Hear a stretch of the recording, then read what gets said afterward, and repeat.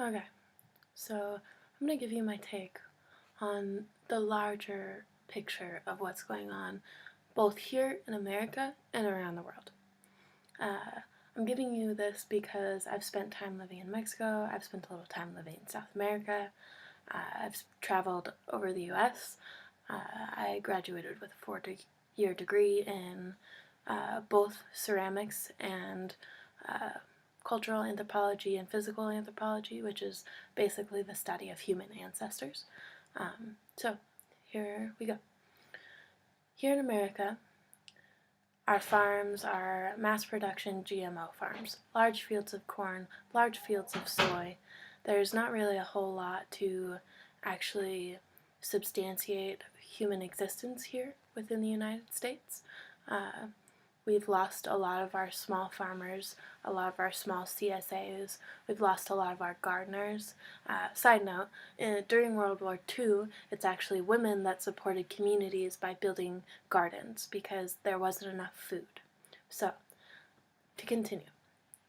Because we've reached this time in our human existence where people are beginning to realize that everything's a fraud and it's all bullshit, we probably should start looking at things that we can do to make it better. So here are a few of the things that I personally feel could make the existence and the future better for our children, while still keeping modern amenities and also supporting people around this world to have healthier, happier lives, rather than policing them and murdering them and taking all their resources. Okay. Number 1. Immediately mandate that all fucking urban areas must have edible gardens. That means every single fucking city in this country is immediately going to take all those weird little spots between the sidewalk and the road and all those little planters that have like dying flowers that aren't really doing shit for anyone, and we're going to put things like kale and strawberries and arugula and chard, things that are really beautiful and make great arrangements. And I'm not saying take all the flowers away. I love flowers. The bees love flowers. Bees are our pollinators. We should also be supporting them biologically. So yeah, I'm saying take these spaces that we have within our cities where we have the highest populations and start growing food. Make it a mandatory thing. A government, fucking state, whatever you want to call it. It needs to happen now. I'm not kidding. If we don't do this, we're gonna die. That's just the truth. We need food, and we need to quit depending on slave labor in places like Ecuador and Peru and Colombia and India and Cambodia and wherever the fuck else we're importing our goods for this much of a cost while paying their employees this much of a cost. Yeah, the average employee in Ecuador makes $2 an hour for a construction manual labor job. Side note. Okay, so we talked about planting edible foods in urban areas. Number 2, the thing that I think we need to do in order to help civilization move forward in a positive direction for our children, rather than leaving them with possibly a bunch of fracked sinkholes and fire and, a big hell. Okay, number 2. Now that we've decided to plant all this edible food in our downtown urban areas, I think we need to look at our consumption of oil and how we use our cars and transportation in this country. We need to make all city centers free of single-person transportation, which means automobiles.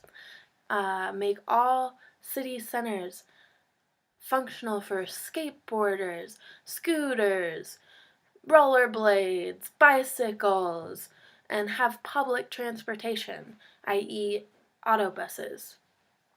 This works really well. If you don't believe me, look at a bunch of quote-unquote third world countries and see how they travel. They travel by bus, and they use a lot less gas, they use a lot less oil, and it's just generally more economically friendly. and environmentally friendly. And plus, I think a lot of people would be really fucking happy if they could just skateboard to work every day. That would be pretty cool. I would be totally down with that, you know, put some longboards in downtown Denver rather than having all these cars driving around everywhere. Plus, traffic sucks and you can get around way faster on a bike anyway. So, now we've got plant edible food in all of our urban areas immediately. Mandate by the national government, by the cities, by the states, by the people of the United States, plant edible food in every urban center immediately. Number 2, remove automobiles and single-person transportation from downtown city areas using alternative transportation methods, skateboards, scooters, autobuses, whatever. On that note, I also want to talk about, so we're taking all the automobiles out of our cities. So we have these giant buildings, high rises, that are meant to store all of our automobiles, right? They're called parking garages. So what do we do with all these parking garages now that we have no cars to park them in? Okay, now I'm getting around to number 3. Our parking garages. They're going to become farmers markets. Yay! One, we're providing jobs by creating communities around farming and edible food, and we're supporting those people who are real heroes here on our homeland, growing food for our women and children. Thank you very much. You military boys better bring your asses back here and start growing food for these mamas, because that's what we need. Okay, so now that we got farmers markets, we also need to support our economy in another way. So we're supporting these small farms, which there should still be regulations. I agree with this. I would like all things to be permaculture based. No more GMO bullshit, whatever your fucking Rockefeller, fucking Monsanto bullshit. Yeah, we're coming for you. Watch the fuck out. Our cross genetic seeds will continually blow your GMO modified bullshit out of the water. Okay. So, in addition to these carports or parking garages being farmers markets and supporting a local economy in this way, and providing jobs for, you know, those homeless people who don't have places to live and need food, they can come work on a farm. They can help support the local economy. They can help feed the women and the children that are in your own fucking country. Okay. We have a lot of people who are really good at making things. A lot of women who are really good at canning and sewing and all of these really amazing things. They need a market too. So we have these huge buildings. I'm thinking, you know, maybe half of it could be used to support local farms from all around Denver, all around the Denver area. Farms come to these parking garages. They can have stands that stay there. They don't need to tear them down every time or every day. This is a forever market. 1, to support our local economy, and 2, to support the women and children in this country with fresh, healthy food.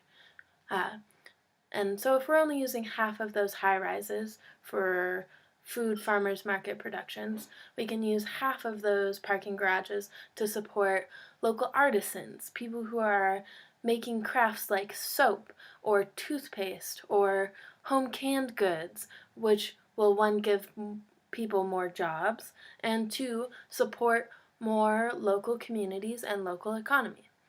Okay, so that's 3 things, 3 major. Not going to be super easy. A lot of people are going to be pissed off that they have to like skateboard to work or something in downtown Denver. I don't give a fuck. Get on a bus. So 3 things that we can do. Grow more food. Provide a space for those farmers to sell their food, creating more jobs for young people, old people, people in between, to make a living in this country and to have healthy food for their families. Provide a space. Oh, I skipped one. Remove all single-person transportation from city areas, thus reducing the pollution and improving our I would even say that it improves our communities because people are riding public transportation and interacting on the street, which I think is a great thing. Okay, I think that's it for now. I'll post another video soon. Thanks for listening.